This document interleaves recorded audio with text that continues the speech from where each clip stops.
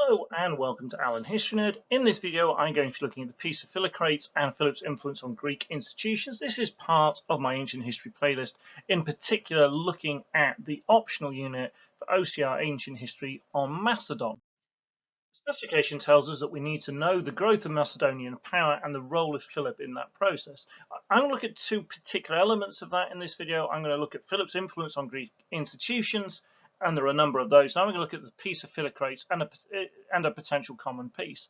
I'm going to try as I go through to look at as much stuff from the ancient sources as I can, just to help illustrate that and help also with AO3 as well as your kind of more bog standard AO1 of knowing stuff, and AO2 where we can do a little bit of evaluation. So I'm going to try and include the ancient sources as we go through. So we're looking at a period of Philip's growing dominance. Philip had managed largely to defeat the Chalcidic League, and Macedon itself was kind of safe from any threat. The Greeks, in particular Athens, were aware that if Macedon decides to invade the rest of Greece, there's not really much they can do about it.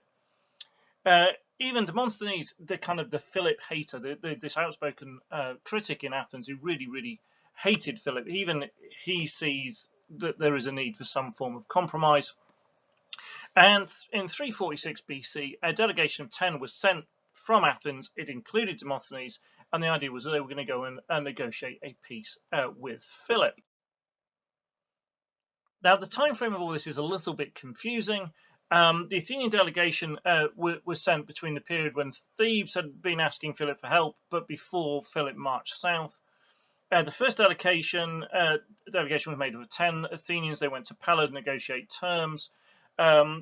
These negotiations took a long time. They returned home. A second delegation was sent, but by then Philip was away, and it took him a long time to sign up to the final agreement. The Athenians had initially thought, well, maybe we'll defend the pass at Thermopylae and stop Philip coming down that way, but they realised that there's no way that they could do that.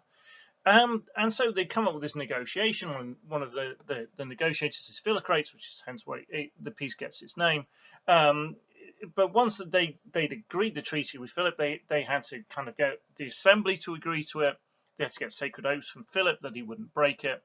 And then when all that's finally done, they had to get it all signed off. So although the treaty was agreed upon almost kind of fairly quickly, it wasn't completed until Philip was already down in central Greece, and obviously that starts to change the context of what's going on.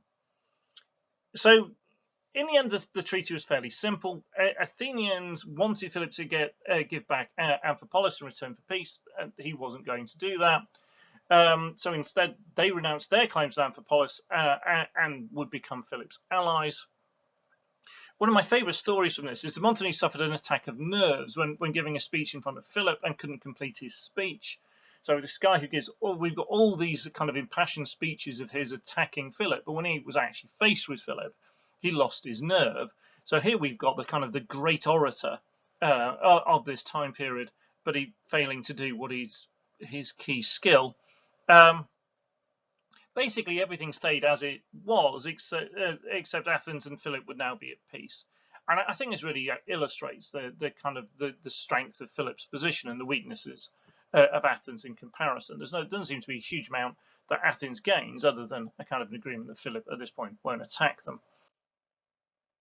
So as I said, I'm going to try and look at some of the stuff of this on the ancient sources. So we've got this bit from Diodorus, so 16.60. The members of the council then passed a decree admitting Philip and his descendants to the Amphiotic Council and according him 2 votes, which formerly had been held by the Phoenicians, now defeated in war. So we're looking at the events around here. So at this, we've got this impact on institutions. So he's joining the Amphiotic Council. And the punishment the Phoenicians are facing for their actions in the Sacred War is kind of spelt out. And there are lots of other things. Again, I've just picked a little bit out, but there's more in Diodorus. Talks about the pulling down the city walls of the Phoenicians, the movement of the people into villages restricted to 50 houses. They had to be a certain distance apart, and then they had to pay these annual reparations of 6 talents. So in 1660, Diodorus continues. Philip, furthermore, was to hold a Pinthian Games together with the Boeotians and Thessalians, since the Corinthians had shared with the Phoenician in the sacrilege committed against the god. The Amphissians and Philip were to hurl the arms of the Phoenicians and their mercenaries down the crags and burn what remained of them, to sell the horses. In simultaneity, the Amphissians laid down regulations for the custody of the oracle and other matters affecting due respect for the gods and the general peace and concord of the Greeks. So in this period, what we're seeing is Philip getting kind of more and more involved in kind of the running of what was happening in Greece. He's now connected to the most important council. And we have him holding, again, a key event in the Greek calendar, holding in 346 the Pinthian Games. This is one of the major Pan-Hellenic festivals held in honor of Apollo. It's kind of considered the art Olympics. Diodorus spells out the kind of destruction of the Phoenician arms and the settling of the general peace, which we've seen all above. So here we see the growth of Macedonian power, because Philip has kind of been accepted as Greek, as part of the Greek world, and now this is shown by joining the most important council. It's shown by being able to preside over one of the kind of the four major Pan-Hellenic festivals. Now Diodorus continues, and thereafter, when Philip had helped the Amphissians give effect to the decrees and had dealt courteously with all, he had returned to Macedonia and not merely won for himself a reputation of piety and excellent generalship, but also made important preparations for the aggrandizement that was destined to be his, for he was ambitious to be designated General of Hellas in the Supreme Command, and as such to prosecute the war against the Persians, and this is what actually came to pass. Right.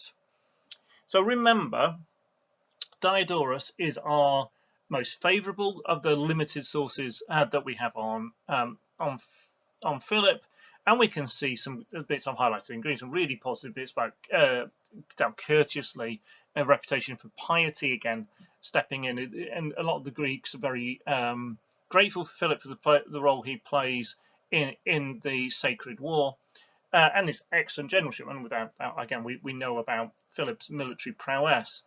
Some of the other bits, again, I put in red, a little bit more of a worry rate. It's about aggrandizement. So this idea that he's pushing himself up and he's taking great glory, and this idea of ambitious. So there's maybe a little bit of a warning in this, even from our most positive source. And the whole idea that he had such a long-term standing aim to attack Persia is a little bit debated about when that decision is made. You can argue it's always on his mind. You can argue it only comes later as he secures more power in Greece. Right. So Diodorus is our most positive view from the ancient world on Philip. Demosthenes is without doubt our most negative. And here we've got delivered in 346 by Demosthenes in favour of the Peace of Philocrates. So we've seen Philip join the council. We've seen all the stuff about him holding these key games, and we know that Athens has kind of finally agreed to this part of him joining the council, and Demosthenes, it's rather surprisingly, is one of the people who's recommended it.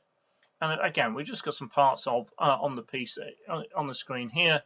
For Theodalus realised that though it's not through any unity in their respective ambitions that the Thebans and Philip and the Thessalians all acted together just now.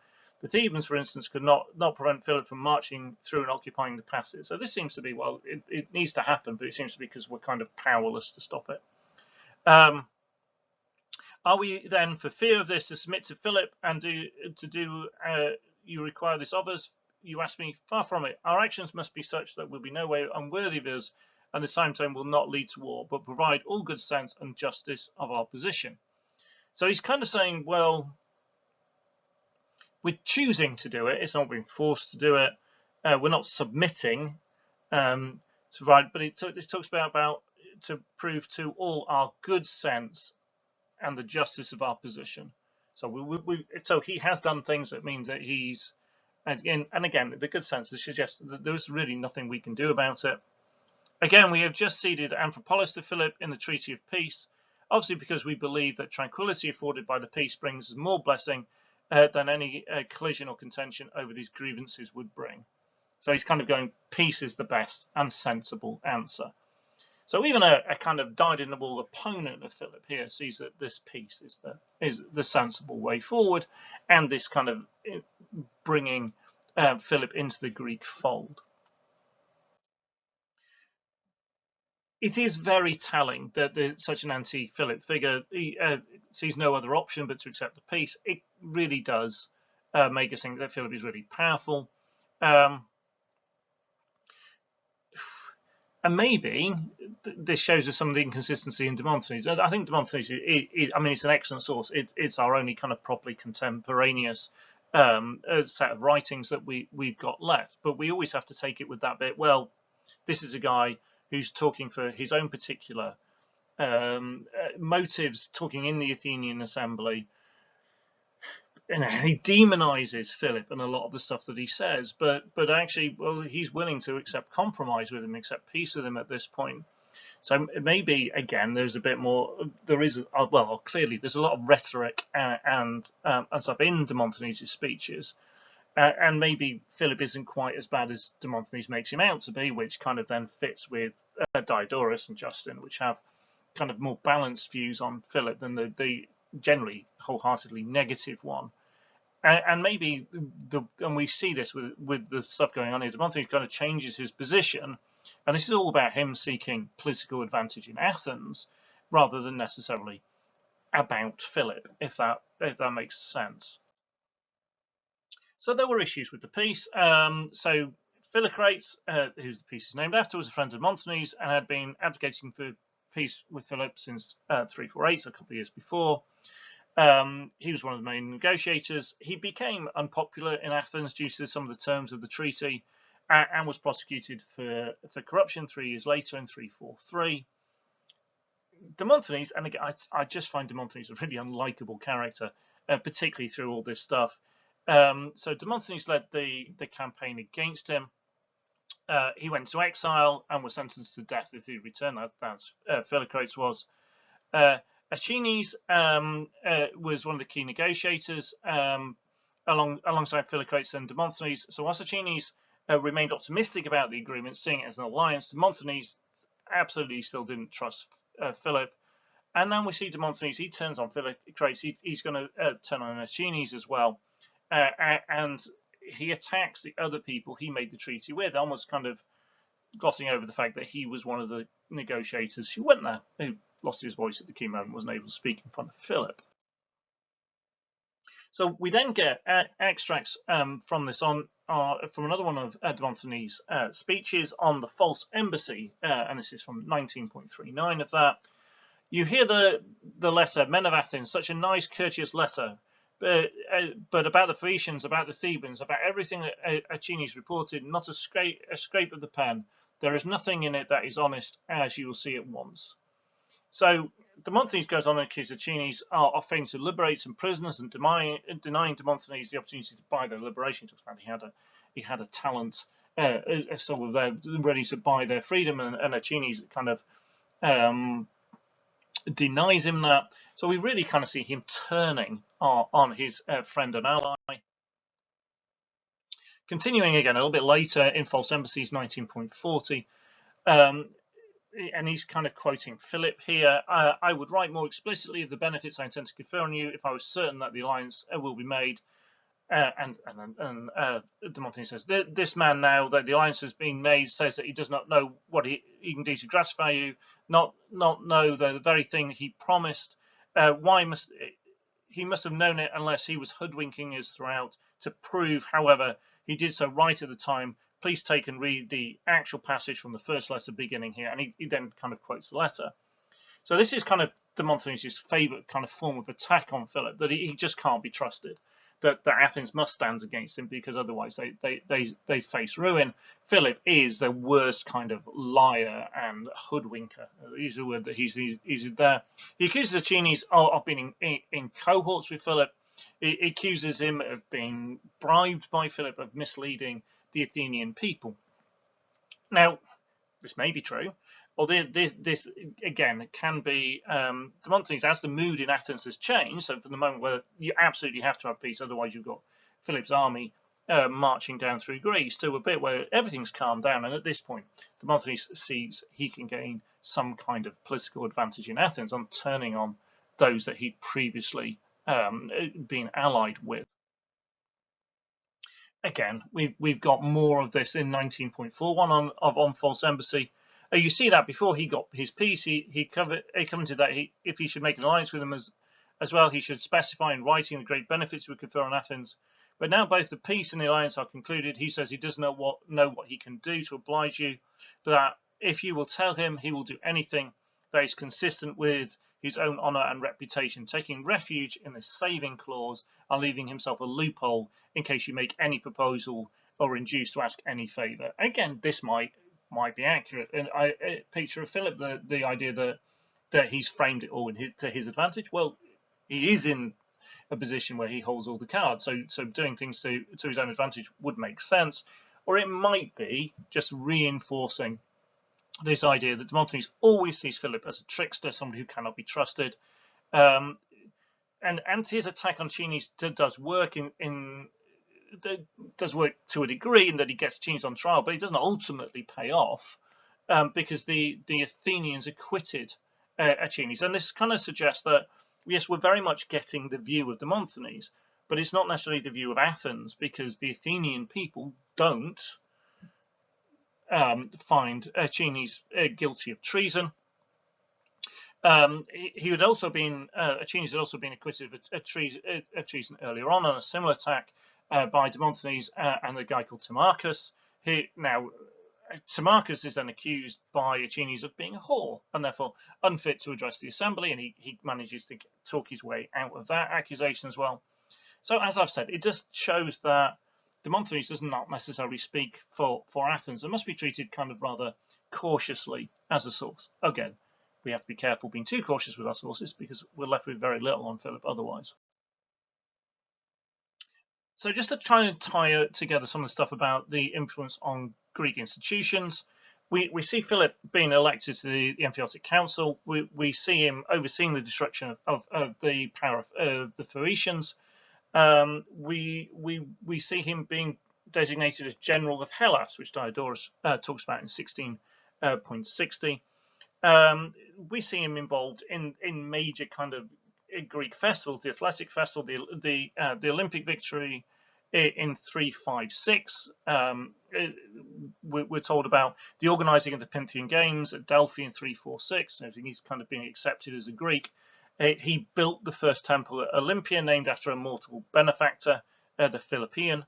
However, he was also assassinated during another Olympic festival when celebrating his daughter's marriage. So it's not, the link with the big festivals isn't always a happy one for Philip. So again, the Olympic Games proved to be very kind of important propaganda for Philip. He actually took part by entering a racehorse. He renamed his wife in honor of the victory. So Alexander's mother is often referred to as Olympia. It wasn't what she was originally called. It was her name was changed. In Plutarch's Life of Alexander, chapter 3, in the year of Alexander's birth, he tells us there came 3 messages at the time. The first, that Parmenio had conquered the Illyrians in a great battle. The second, that the racehorse had won victory at the Olympic Games. While the third announced the birth of Alexander. These things delighted him, of course, and the seers raised his spirits still higher by declaring that his son, whose birth coincided with 3 victories, would always be victorious, which is fairly accurate. Philip, whether this is because of what the seers are saying is another matter, of course. So we really do see Philip taking a kind of a key role in the Greek institutions at this point. I hope that's proved useful for you. Again, I'm going to continue building the ancient history playlist on here, going through more of the Macedonian unit, and then hopefully moving on to some Rome stuff after that. Again, there's loads of other stuff on the channel. There's politics, there's other stages of history, there's some Tudors, there's some Russia, there's some modern Britain, there's swaths of American history on here as well. So if you're just interested in history in general, there's loads of stuff on there, and then we go all the way from the ancient world all the way up to more contemporary things. Okay, thank you very much for watching.